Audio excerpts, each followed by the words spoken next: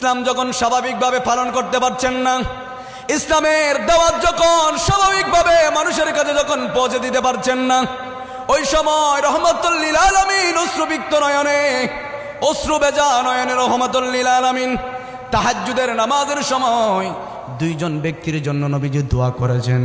আমার নবী বললেন, রব্বুল আলামিন ইসলামকে প্রসারিত করার জন্য আল্লাহুম্মা আযজিল ইসলাম বিউমর ইবনে খাত্তাব ও আবু জাহাল ইবনে হিশাম। রব্বুল আলামিন হয়তো ওমরকে আপনি ইসলামের জন্য কবুল করেন, নতবা আবু জাহেলকে ইসলামের জন্য কবুল করেন। আরেক হাদিসের মধ্যে আমার নবী বলেন, আল্লাহুম্মা আযজিল ইসলাম ওমর ইবনে খাত্তাব হাসাতান। রব্বুল আলামিন হাস করে দয়া করে ওমরের জন্য ইসলাম ওমরের জন্য আপনি কবুল করে নেন। যিনি আরশ আজিম থেকে কবুল করেছেন, বলেন তিনি কে? এই জন্য ওমরের জন্য দোয়া করেছেন আমার রহমতুল লিল আলামিন। যেই মাত্র দোয়া করলেন, ওমর ডানে গেলে ইসলামের জন্য মায়া হয়ে যায়, ওমর যখন বামে যায় ইসলামের জন্য মায়া হয়ে যায়, যেদিকে যায় ইসলামের জন্য মায়া হয়ে যায়। এখনই মন চায় কোরআনের সুশীতল ছায়ার মধ্যে চলে যাওয়ার জন্য, এখনই মন চায় ইসলামের পথে চলে যাওয়ার জন্য।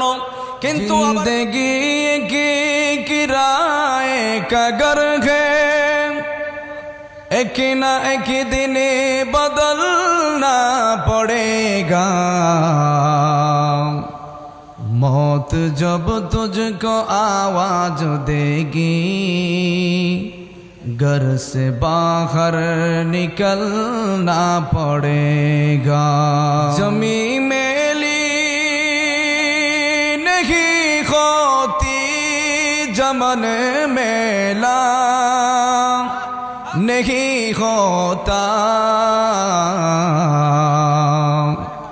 मोहम्मद के गुलामों का कफन मेला नहीं होता।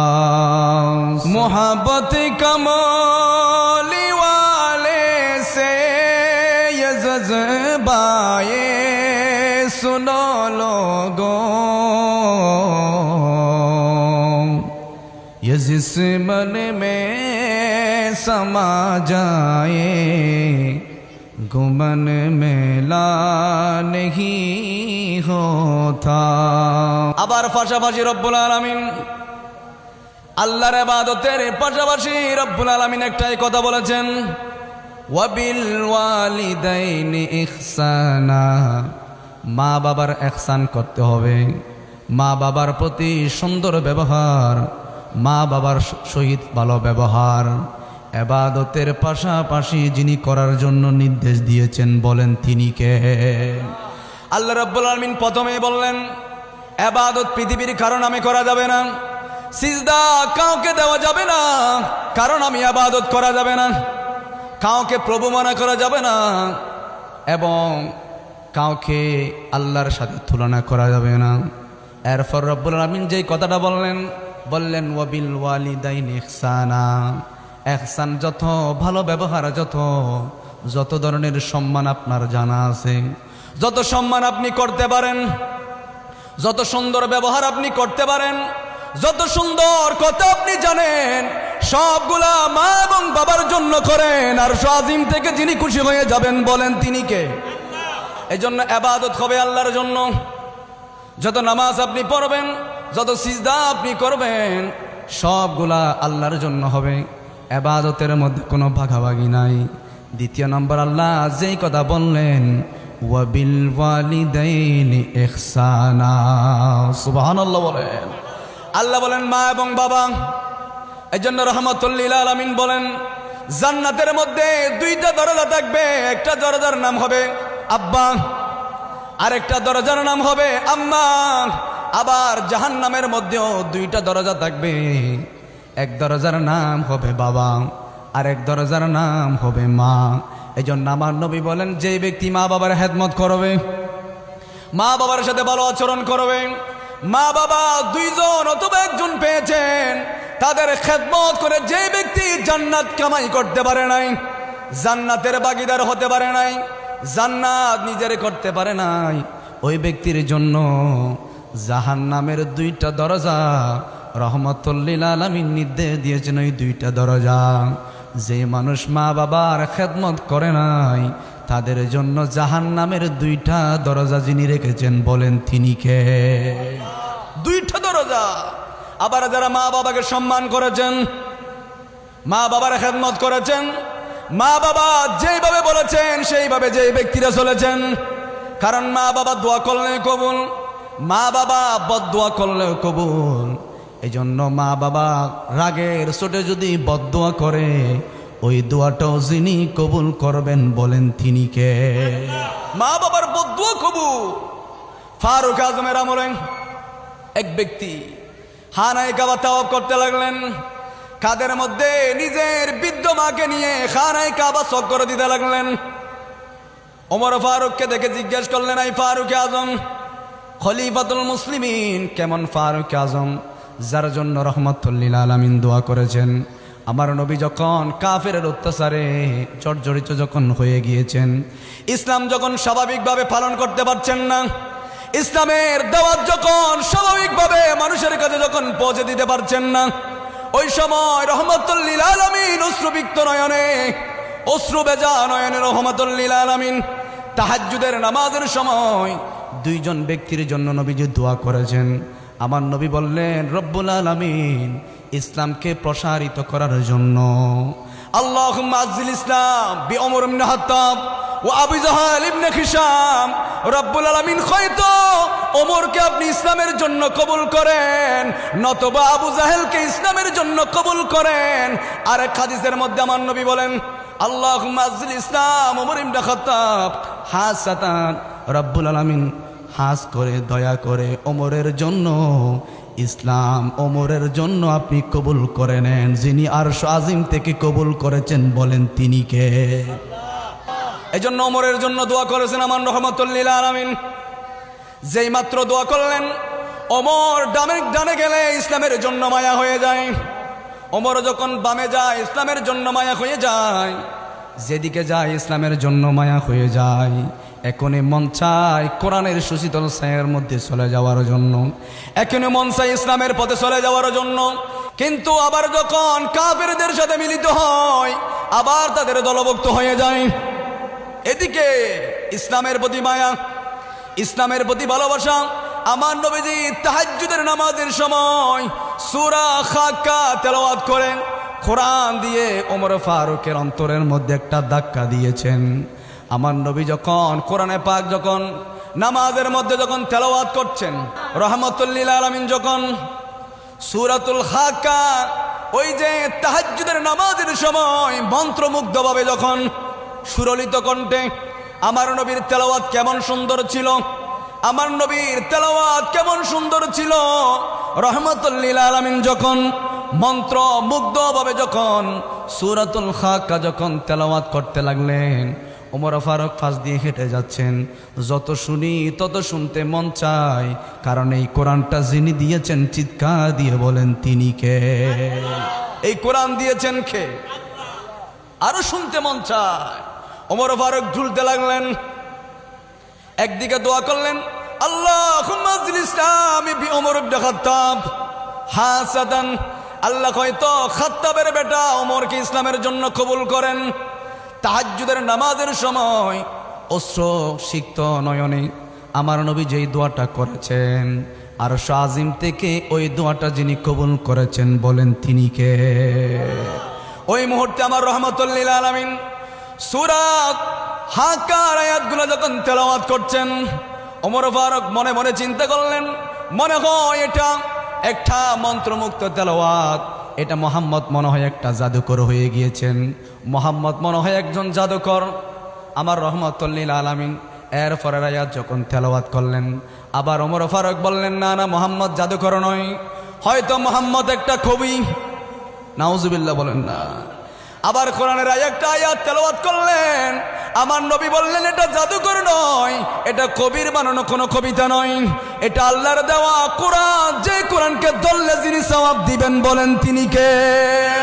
জালিকাল কিতাবু লা রাইবা ফীহি হুদাল লিল মুত্তাকিন, এই কোরআনকে যারা অধ্যয়ন করবে, কোরআনকে যারা ধরবে, তাদেরকে কোরআন বিনা হিসাবে কিয়ামতের ময়দানে সুপারিশ যখন করবেন, অনুমতি দিবেন কে? ওইদিকে আমার নবী দোয়া করেছেন, আরেকদিকে নবীজির কণ্ঠে সূরা হাক্কা আয়াত তেলাওয়াত শুনেছেন। আবার যখন ওই তেলাওয়াত যখন বন্ধ হয়ে আবার যখন পথের মধ্যে গেলেন, স্বাভাবিক হয়ে গেলেন, কাফেরের মাথা ঠিক নাই। মুহাম্মদের তেলাওয়াত যেই শুনে সেই ব্যক্তি কোরআনের জন্য পাগল হয়ে যায়, মুহাম্মদের তেলাওয়াত যেই শুনে সেই ব্যক্তি মুসলমান হয়ে যায়। এই মুহাম্মদের তেলাওয়াত থামাতে হবে, মুহাম্মদের তেলাওয়াতটা স্টপ করতে হবে। ডিক্লার করলেন, যেই ব্যক্তি মুহাম্মদের কল্যাণ আনতে পারবে ওই ব্যক্তিকে বড় বড় পুরস্কার দেওয়া হবে। কেউ এই ডিক্লারের প্রতি রাজি হয় নাই। ফারুক আজম বললেন, আমি আনবো মুহাম্মদের কল্যাণ। নঙ্গা তরবারি নিয়ে যখন রাস্তার মধ্যে বের হয়েছেন, একজন সাহাবী বললেন, ওমর, আগে মুহাম্মদের কল্যাণ পরে আনবা। তোমার বোনের জামাই এবং তোমার বোন ইসলামের সুন্দর মায়া দেখে কালেমা পড়ে মুসলমান হয়েছেন, মুসলমান হয়েছে। ওমর ফারুক আর আমার নবীর দিকে যায় নাই। ওমর ফারুক উল্টা ফিরে গিয়ে বোনের ঘরের মধ্যে যখন গেলেন, দরজার মধ্যে করাঘাত করলেন। শুনতে পেলেন ওনারা সূরা তাহার আয়াতগুলা তেলাওয়াত করতে লাগলেন। তাহা মা আনজালনা আলাইকাল কুরআনা লিতাশকা ইল্লা তাযকিরাতান লিমান ইয়াখশা তানজিলাম মিম্মান খালাকাল আরদা ওয়াস সামাওয়াতিল উলা। সুবহানাল্লাহ বলে। বোন এবং বোনের জামাতা ঘরের দরজা বন্ধ করে দিয়ে সূরা তাহা তেলাওয়াত করলেন। ফারুক আজম গিয়ে ঘরের দরজার মধ্যে করাঘাত করলেন। ওনারা তাড়াতাড়ি কিতাবটা এক জায়গার মধ্যে কোণের মধ্যে লুকিয়ে রাখার পর সেদিন ফারুক আজম জিজ্ঞেস করলেন, ও আমার বোন, ও আমার বোনের জামাতা, তোমরা আমি আসার পূর্বক্ষণে কি তেলাওয়াত করছিলাম? ওনারা ভয়ে কিছু বলে নাই। ওনাকে যখন দেখলেন সবাই এক কোণের মধ্যে চলে গিয়েছে। সেদিন ফারুক আজম বললেন, কি তেলাওয়াত করছো? বোন সহজেই শিকারে যায় নাই। ওমর যদি জানে, কারণ ওমর এমন শক্তিশালী, এমন রাগান্বিত ছিলেন, ওমর যদি জানে আস্থা রাখবে না, বোন স্বীকার করে নাই। আবার সেদিন ফারুক আজম বললেন, ও আমার বোন ফাতেমা, কি জানি তোমরা তেলাওয়াত করছো, তোমরা নাকি মুহাম্মদের কালেমা পড়ে সবাই মুসলমান হয়েছ? বললেন, হ্যাঁ, আমরা মুসলমান হয়েছি। বোনকে এমনভাবে মারতে লাগলেন, পিনকি বেয়ে রক্ত যখন বের হয়েছেন। বোন বললেন, আমাদেরকে মারতে পারো, আমাদেরকে মেরে মেরে শরীর থেকে রক্তগুলো বের করে দিতে পারো, আমাদের কলিজাটা টুকরা টুকরা করলেও আমাদের কলবের মধ্যে যে স্থান কোরআনের দিয়েছি এটা কখনো বের করা যাবে না, কারণ ইসলাম যিনি দিয়েছেন বলেন তিনি কে? ইসলাম বের করা যাবে না, কোরআন বের করা যাবে না, আমাদেরকে কখনো বিধর্মীর মধ্যে ফিরিয়ে নিয়ে যাওয়া যাবে না। আমরা ইসলামের সুশীতল ছায়ার মধ্যে আশ্রয় গ্রহণ করলাম। ফারুক আজম এমনভাবে বোনকে মারলেন, বোনকে মারতে মারতে রক্তাক্ত করে ফেললেন। রক্তাক্ত অবস্থায় বোন যখন এই কথা বললেন, অন্তরের মধ্যে আঘাত লেগেছেন। ফারুক আজম বললেন, তোমরা যেই কোরআনের জন্য, যেই ইসলামের জন্য, যেই মুহাম্মদের জন্য রক্ত বের হওয়ার পরেও তোমরা ইসলাম থেকে এক বিন্দু পরিমাণ দূরে যাও নাই, এই মুহূর্তে আমি আসার আগে তোমরা কি তেলাওয়াত করতেছিলাম? বললেন, ভাই, আমরা যেটা তেলাওয়াত করছি এটা তোমার কোনো লাভ হবে না, তুমি ধরতে পারবে না। ফারুক আজম বললেন, এটা আমার হাতের মধ্যে দাও। বোন বললেন, ভাই, তুমি অপবিত্র, এই কোরআন পবিত্র হওয়া ছাড়া অপবিত্র মানুষ এই কোরআনটা ধরতে পারে না, ঠিক কিনা বলেন? এই কোরআনটা অপবিত্র মানুষ ধরতে পারে না। ভাই, তোমার যদি কোরআনকে ধরতে হয় তাহলে তুমি ওযু বানাও, তাহলে তোমার হাতের মধ্যে আমরা কোরআনটা তুলে দেব। সুবহানাল্লাহ। ফারুক আজমের মন চায় কোরআনটা পড়ার জন্য। একদিকে রহমাতুল লিল আলামিন তাহাজ্জুদের নামাজের সময় মন্ত্রমুগ্ধভাবে দোয়া করেছিলেন, আরেকদিকে নামাজ তেলাওয়াতের অবস্থায় নবীজির কণ্ঠে কোরআনটা শুনেছেন, আরেকদিকে বোনকে মারার পর অনুতপ্ত হয়েছিলেন। ওই কোরআনটা পড়ার জন্য সৈয়দনা ফারুক আজম ওযু বানিয়ে গোসল করে ওযু বানিয়ে কোরআনটা হাতের মধ্যে নিয়েছেন। সুবহানাল্লাহ। ফারুক আজম বললেন, বোন, আমি আসার আগে যেই সময় আমি দরজার মধ্যে করাঘাত করলাম, আমি শুনেছি কি জানি পিন পিন করে ছোট ছোট আওয়াজের মাধ্যমে তোমরা যে কোরআনে পাকের আয়াতগুলা তেলাওয়াত করছিলা, ও বোন, কোন কোরআনের কোন সূরাটা তোমরা ছোট ছোট আয়াতের মাধ্যমে একেবারে কণ্ঠস্বর ছোট করে করে তেলাওয়াত করেছ? আমি ওমরকে বলো, আমি একটু ওই কোরআনের সূরাটা একটু তেলাওয়াত করতে চাই। সুবহানাল্লাহ বলেন। ওই ওমরের বোন বললেন, ভাই, তুমি আসার আগে সূরা তাহার কয়েকটা আয়াত আমরা তেলাওয়াত করতে লাগলাম। সৈয়দনা ফারুক আজম তো আরবি ভাষা জানতেন, আরবি বুঝতেন, অর্থ জানতেন। কোরআনটা হাতের মধ্যে নিয়ে এক প্রকার যে গোসল করে আসলেন, ওযু বানালেন, আবার নবীজি দোয়া করলেন, আবার নবীজির কোরআন তেলাওয়াত নামাজের মধ্যে উনি শুনেছেন। ওযু বানানোর পর কোরআনটা খুলে সূরা তাহার আয়াতগুলো তেলাওয়াত করলেন। তাহা মা আনজালনা আলাইকাল কুরআনা লিতাশকা ইল্লা তাযকিরাতান লিমান ইয়াখশা তানজিলাম মিম্মান খালাকাল আরদা ওয়াস সামাওয়াতিল উলা। সুবহানাল্লাহ বলে। এই কোরআনের আয়াত ফারুক আজম তো জানেন, অর্থ বুঝেন। উনি বললেন, ও বোন, এই যে মুহাম্মদের উপর কোরআনে পাকটা তেলাওয়াত নাজিল করা হয়েছে, মুহাম্মদ কোথায়? আইনা মুহাম্মদ, মুহাম্মদ কোথায়? আমাকে একটু মুহাম্মদের কাছে নিয়ে যাও। ফারুক আজম নঙ্গা তরবারি নিয়ে আমার নবীর ঘরের দিকে যখন আমার নবীর কাছে যখন বের হলেন, একজন সাহাবী বললেন, ইয়া রাসূলুল্লাহ, আপনি সরে যান। ওই যে খাত্তাবের বেটা ওমর আসতেছে, ইয়া রাসূলুল্লাহ, আপনি সরে যান, নঙ্গা তরবারি নিয়ে আসছেন। আমার নবী বললেন, সাহাবীরা, তোমরা সবাই সরে যাও। গত রাত্রে আমি যেই রবের কাছে দুইজন ব্যক্তির জন্য দোয়া করেছিলাম, মনে হয় ওই যে ফারুক আজমের পক্ষে আমার দোয়া যিনি কবুল করেছেন, বলেন তিনি কে? আমার দোয়া মনে হয় ওমরের জন্য কবুল হয়েছেন। ঠিক সৈয়দনা ফারুক আজম ওমর রাদিয়াল্লাহু তাআলা আনহু নবীজির দরবারের মধ্যে গিয়ে তরবারিটা নিক্ষেপ করে বললেন, আশহাদু আল্লা ইলাহা ইল্লাল্লাহ ওয়া আশহাদু আন্না মুহাম্মাদান আবদুহু ওয়া রাসূলুহু। তরবারিটা নিক্ষেপ করলেন আর আমার নবীর কদমের সামনে গিয়ে বললেন, ইয়া রাসূলুল্লাহ, নবীজি, অনেক ভুল করেছি, অনেক ধরনের ভুলের মধ্যে ছিলাম। আমি ফারুক আজম এখন ইসলামের সুশীতল ছায়ার মধ্যে আসার জন্য প্রতিজ্ঞা করেছি। নবীজি, আপনার সুন্দর বাণীটা, সুন্দর কালিমাটা পরিবেশন করে আমি ওমরকে আপনি ইসলামের মধ্যে নিয়ে যান। সুবহানাল্লাহ বলেন। আমি ওমরকে ইসলামের মধ্যে নিয়ে আসে। আমার নবীজি ইসলাম, ওই যে ওমরকে কালিমা পড়ালেন, ওমর ইসলামের মধ্যে আসলেন। আরশ আজিম থেকে জিবরাইল আসলেন, ইয়া রাসূলুল্লাহ, ওমর ইবনে খাত্তাব, ওমর রাদিয়াল্লাহু তাআলা আনহু যেভাবে কালিমা পড়ে মুসলমান হয়েছেন, আসমানের মধ্যে যত ফেরেশতা আছে, জমিনের যত ফেরেশতা আছে, আসমান এবং জমিনবাসী সবাই ওমরের কালিমা পড়াতে সবাই আনন্দে ঈদ পালন উদযাপন করছেন। সুবহানাল্লাহ। সবাই খুশি হয়ে গেলেন, সবাই খুশি। এবার নবীজির দরবারের মধ্যে সৈয়দনা ফারুক আজম গিয়ে বললেন, নবীজি, আমাদের ইসলাম ধর্ম কি সত্য ধর্ম নয়? বললেন, ওমর, ইসলাম সত্য ধর্ম। আপনি নবী কি সত্য নবী নয়? বললেন, আমিও সত্য নবী। আমাদের কোরআন কি সত্য নয়? বললেন, কোরআনও সত্য, ইসলাম ধর্ম সত্য ধর্ম। আমার উপর যে কোরআন নাজিল হয়েছে, কোরআনও সত্য। আমি নবীও তোমাদের উপর প্রেরিত হলাম, আমিও সত্য। ওমর ফারুক বললেন, নবীজি, আপনিও যদি সত্য হয়ে থাকেন, কোরআনও যদি সত্য হয়ে থাকে, ইসলামও যদি সত্য হয়ে থাকে, মা বাইনাল ইখতিলাফ।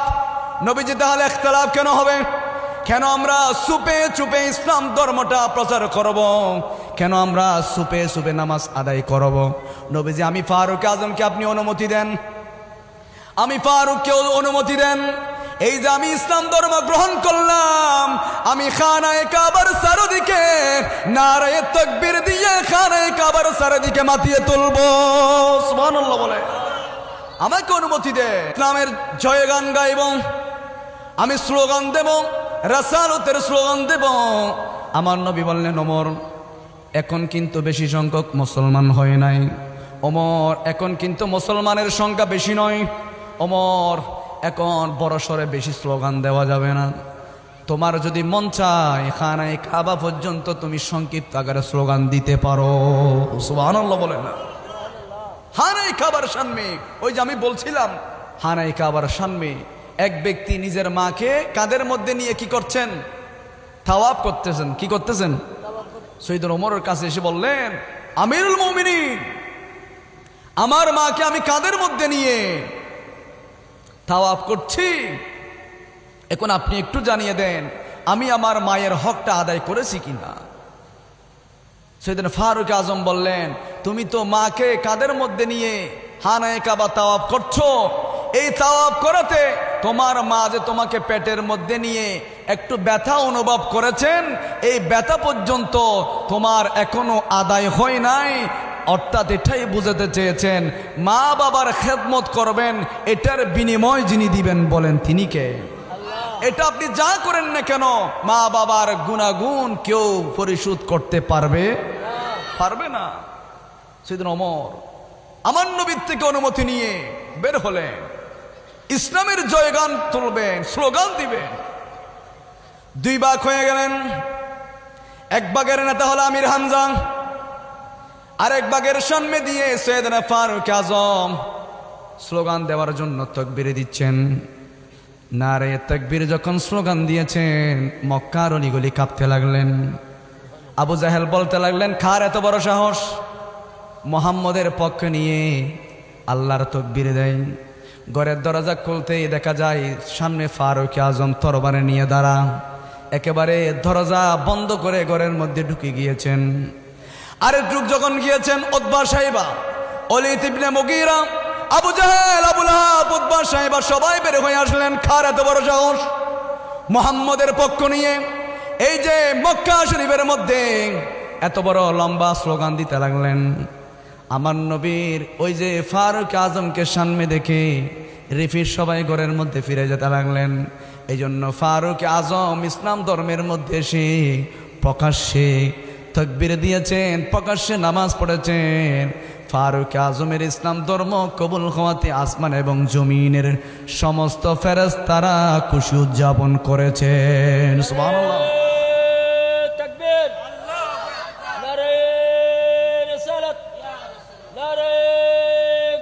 ইবাদত কার জন্য করবেন? নাকি মিলাদুন নবীর মধ্যে আসবে, আবার সুযোগ পেলে হিন্দুদের মন্দিরের মধ্যে যাবে, এমনটা হতে পারে? বলেন না হবে?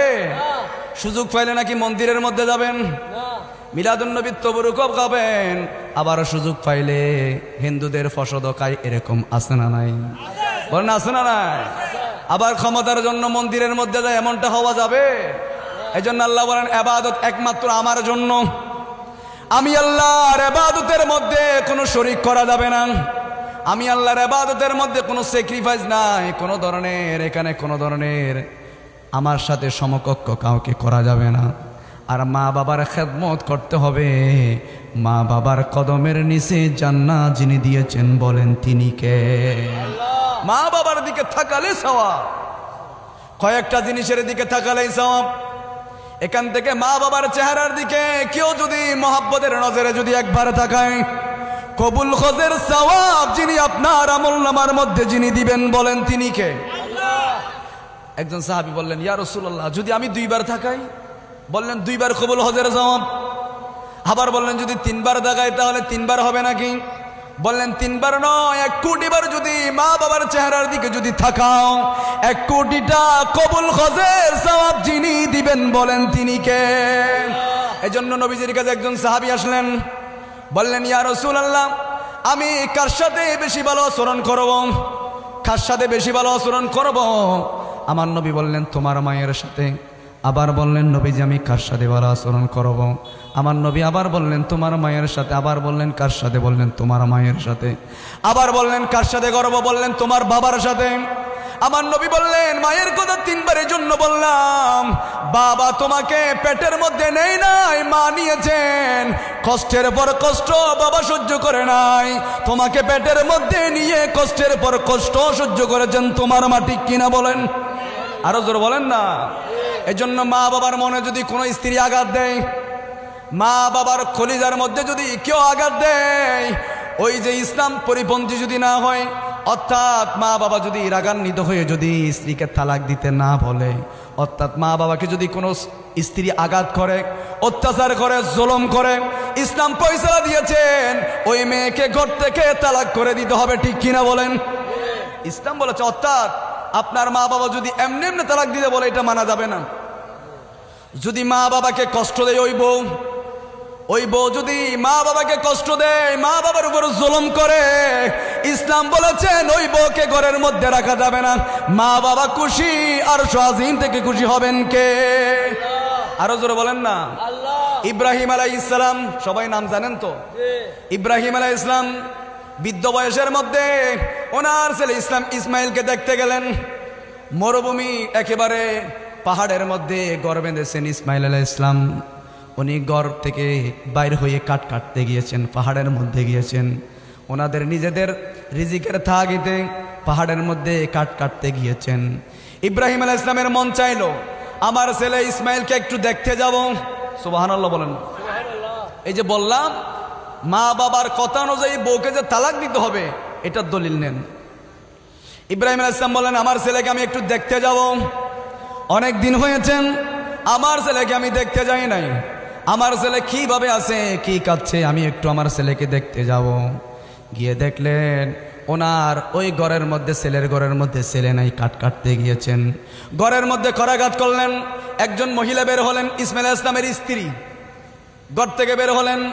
জিজ্ঞেস করলেন ও বুড়া মানুষ, আপনি এই বন জঙ্গলের মধ্যে কোত্থেকে আসলেন? ও বৃদ্ধ মানুষ, আপনি কি জন্য আসলেন? মা বাবা তো খুশি, আল্লাহ খুশি হয়ে যাবে, কথা বলেন ঠিক কিনা?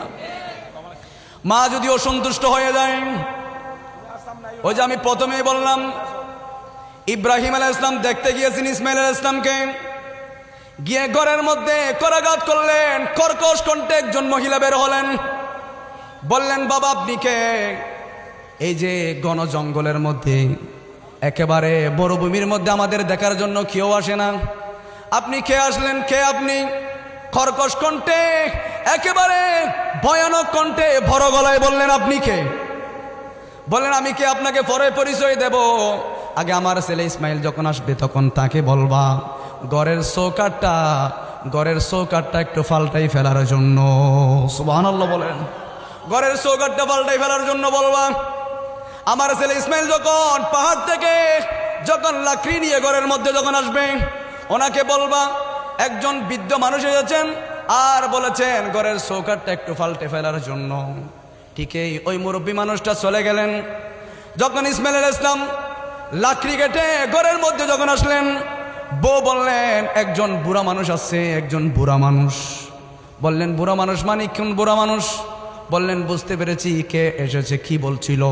বললেন আপনাকে সালাম দিয়েছেন, আমাকে উনি সালাম করেছেন, ঘরের মধ্যে বসতে দিয়েছিলি কিনা বল। হয়তো না, ঘরে বসতে দিই নাই, ঘরের মধ্যে ঢুকার জন্য বলি নাই। বললেন কোফাল ফোরা, কোফাল ফুললি তোর ওই বুড়া মানুষটা কি বলছে বল। বললেন ওই বুড়া মানুষটা বলেছেন পাহাড় থেকে যখন আপনি লাকড়ি নিয়ে আসবেন ঘরের চৌকাঠটা একটু পাল্টে ফেলার জন্য। ওরে কোফাল ফোরা মহিলা, তুই তো বুঝোস নাই, উনি ছিলেন আমার বাবা ইব্রাহিম আলাইহিস সালাম। উনি বলেছেন তুই মহিলাকে এখন ঘর থেকে বের করে দেওয়ার জন্য, তালাক দেওয়ার জন্য। সুবহানাল্লাহ বলেন। তুই তো বুঝোস নাই, এটা ছিল আমার বাবা, তালাক দিয়ে ফেললেন। আবার বিয়ে শাদী করলেন, আবার ঘরের মধ্যে। কিছুদিন পর ইব্রাহিম আলাইহিস সালাম আবার ইসমাইল আলাইহিস সালামের ঘরের মধ্যে গেলেন। ঠিক এই ঘরের মধ্যে ইসমাইল আলাইহিস সালাম ছিলেন না। আবার সালাম দিলেন এখন সুন্দর কণ্ঠে। একজন মহিলা ঘর থেকে বের হয়ে আসলেন, ও মুরব্বী আপনি কে? এই মরুভূমির মধ্যে কেউ আমাদেরকে দেখাশোনা করার জন্য কোনো মানুষ নাই, কেউ আমাদের খবর নেই না, কেউ আমাদেরকে খোঁজখবর নেই না, আপনি কে মুরব্বী ঘরের মধ্যে আসেন। হাতে ধরে ঘরের মধ্যে প্রবেশ করালেন, নিজেই ঠান্ডা পানি ওনাকে লেবুর শরবত করে খাওয়ালেন, দুধ খাওয়ালেন, ছাগলের দুধ খাওয়ালেন, ওনাকে বিছিন করতে লাগলেন। অনেক আপ্যায়ন করার পর ওই যে ইব্রাহিম আলাইহিস সালাম বললেন, আমার ছেলে যখন, আপনার স্বামী যখন পাহাড় থেকে যখন আসবে তখন বলবে ঘরের চৌকাঠ যাতে জীবনে কোনোদিন না পরিবর্তন করে। সুবহানাল্লাহ। যখন আসবে তখন বলবে ঘরের চৌকাঠ যাতে জীবনে পরিবর্তন না করে। ঠিক ইসমাইল আলাইহিস সালাম যখন পাহাড় থেকে যখন আসলেন, এসে বউ বললেন, এমন এমন ঘটনা, একজন বুড়া মানুষ, অনেক সাদা মুরব্বী, দাড়িওয়ালা মুরব্বী ঘরের মধ্যে আসলেন। ইব্রাহিম ইসলাম ইসমাইল ইসলাম বললেন, তুমি তার সাথে কেমন আচরণ করেছ? বললেন, ভয়ের কোনো চিন্তা নাই। উনি যখন ঘরের মধ্যে আসলেন, আমি ওনাকে নিজের হাতে ধরে ধরে ঘরের মধ্যে বসালাম, নিজেই বাতাস করলাম, খাওয়ার দিলাম। আর উনি কি বললেন? বললেন, উনি বলেছেন এই যে ঘরের চৌকাঠটা জীবনে কোনোদিন না পরিবর্তন করার জন্য, না পাল্টানোর জন্য আল্লাহর দরবারের মধ্যে সিজদায় পড়ে গিয়ে বললেন, উনি আর কেউ নয়, উনি আমার বাবা। উনি বলেছেন তোমার মেহমানদারির মধ্যে আমার বাবা খুশি হয়েছেন, তুমি যা আপ্যায়ন করেছো এটার মধ্যে আমার বাবা খুশি হয়েছেন। আমার বাবা গ্রিন সিগন্যাল দিয়েছেন, বলেছেন তোমাকে যাতে জীবনে কোনোদিন আমি কষ্ট না দিই, তালাক না দিই। সুবহানাল্লাহ বলেন। এজন্য আমার নবীর দরবারে ওই যে সাহাবা ইকরাম বলছিলাম, এজন্য মা বাবা যদি অন্যায় আবদার করে, যদি ছেলেকে বিধর্মী হওয়ার জন্য বলে বা অন্যায় আবদার করে, এটা মানা যাবে না।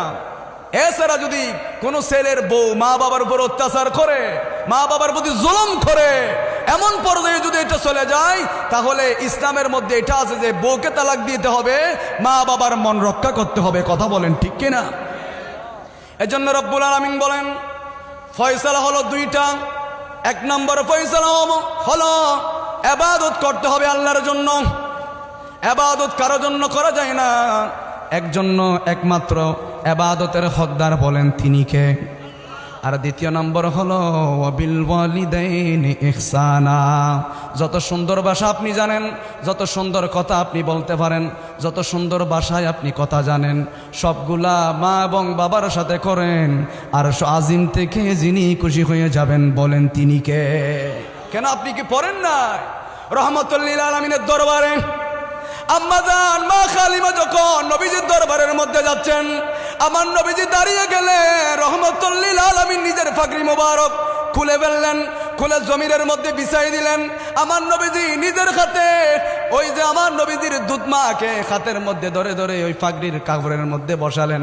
সাহাবা ইকরাম বললেন, ইয়া রাসূলুল্লাহ, কোনোদিন তো দেখি নাই আপনি নিজের পাগড়ি মোবারক কোলে জমিনের মধ্যে বিছাই দিয়ে বসতে দিয়েছেন, এরকম কোনোদিন দেখি নাই। আমার নবী বললেন, তোমরা চিনো নাই, ইনি হলেন আমার মা খালিমা, যিনি আমাকে দুধ খাওয়িয়েছেন।